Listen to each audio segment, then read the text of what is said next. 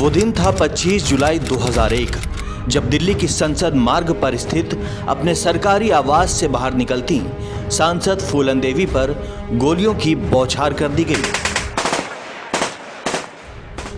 गोलियों की आवाजें जैसे राजधानी की शांति को चीरती चली गईं। कुछ ही पलों में एक साहसी महिला की जिंदगी हमेशा के लिए थम गई। भारत की राजनीति और समाज को झकझोर देने वाली इस सनसनीखेज हत्या ने पूरे देश में उबाल ला दिया। और फिर सामने आया एक नाम, शेर सिंह राणा। कौन था यह शख्स? क्यों इसने एक पूर्व डाकू, दलितों की नायिका और संसद की सदस्य की बेरहमी से हत्या की? फिर कैसे वो तिहाड़ जैसे कड़े जेल से फिल्मी अंदाज में फरार हुआ? और क्या सच में उसने पृथ्वीराज चौहान की अस्थियों को अफगानिस्तान से भारत लाकर राजपूत गौरव की मिसाल पेश की?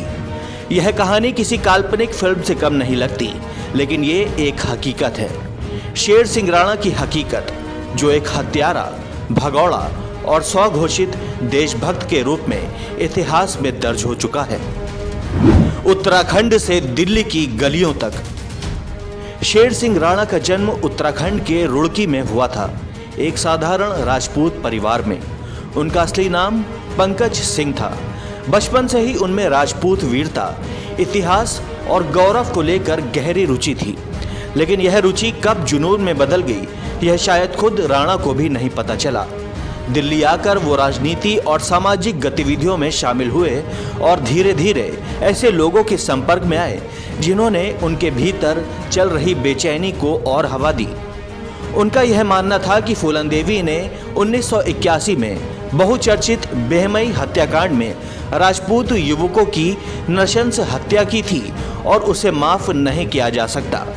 हालांकि फूलन देवी ने 11 साल की जेल काटी और बाद में समाजवादी पार्टी से सांसद बनी, लेकिन शेर सिंह राणा के भीतर की आग शांत नहीं हुई।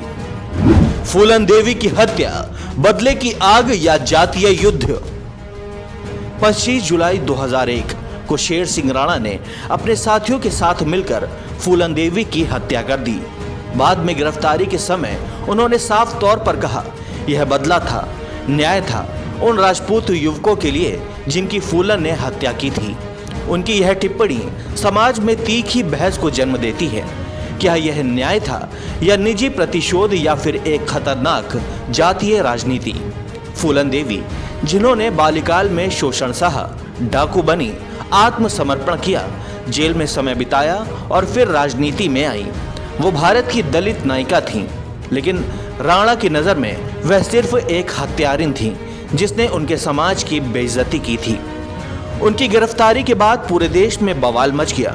शेर सिंह राणा को कड़ी सुरक्षा के बीच तिहाड़ जेल भेजा गया, लेकिन कहानी यहीं खत्म नहीं हुई। फरारी और राजपूत गौरव मिशन।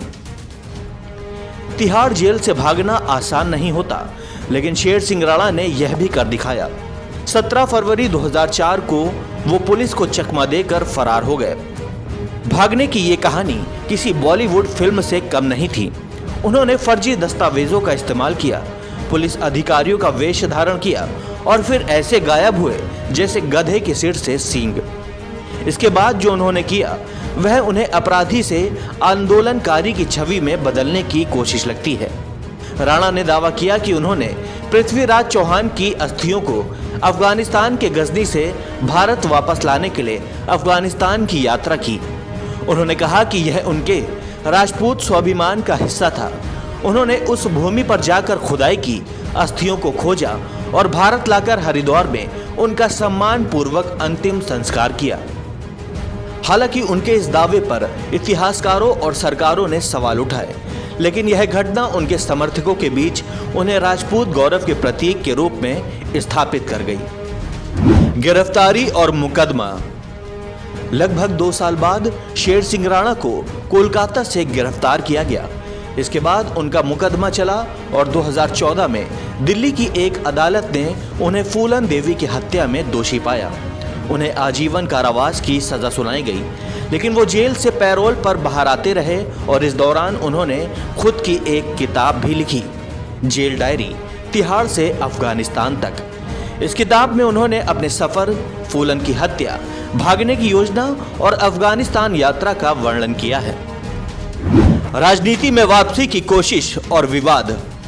जेल से छूटने के बाद शेर सिंह राणा ने 2020 में राष्ट्रीय राजपूत करणी सेना के नाम से एक संगठन खड़ा किया। उन्होंने खुद को राजपूत हितों का रक्षक घोषित किया और राजनीति में सक्रियता दिखाई। उन्होंने चुनाव लड़ने की बात भी कही। हालांकि किसी बड़े दल से जुड़ने के बजाय वो स्वतंत्र रूप से कार्यरत रहे। उनकी राजनीति जातीय गौरव और क्षत्रिय अस्मिता पर केंद्रित रही। वे अक्सर मीडिया में यह कहते पाए गए कि देश में राजपूतों को जानबूझकर निशाना बनाया जाता है और उनका गौरव लौटाने की जरूरत है। उनके इस रवैये को लेकर समाज में दो मत हैं। एक वर्ग उन्हें नायक मानता है तो दूसरा खतरनाक नफरत फैलाने वाला। फिल्मी रचना या सच्चाई। शेर सिंह राणा की जिंदगी इतनी फिल्मी रही है कि इस पर फिल्म भी बनी, शेर सिंह राणा, जिसमें बॉलीवुड अभिनेता विद्युत जामवाल को मुख्य भूमिका में लिए जाने की चर्चा थी। हालांकि फिल्म को लेकर विवाद भी हुए क्योंकि एक अपराधी की महिमा मंडन को लेकर सामाजिक संगठनों ने आपत्ति जताई। उनकी कहानी कई सवाल छोड़ती है। क्या कोई व्यक्ति जो कानून अपने हाथ में ले वह नायक हो सकता है? क्या जातीय अस्मिता के नाम पर हत्या को जायज ठहराया जा सकता है? क्या हमारे समाज में ऐसे लोगों को जगह मिलनी चाहिए जो खुद को कानून से ऊपर समझते हों? वर्तमान स्थिति और भविष्य की राह।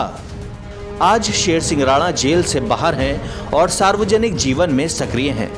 वो विभिन्न सामाजिक और राजनीतिक मंचों पर अपने विचार रखते हैं और खासकर राजपूत समुदाय में उनका प्रभाव है। उनके समर्थक उन्हें राजपूत गौरव का प्रतीक मानते हैं, जबकि आलोचक उन्हें एक अपराधी से ज्यादा कुछ नहीं समझते। यह कहना कठिन है कि शेर सिंह राणा का भविष्य किस दिशा में जाएगा।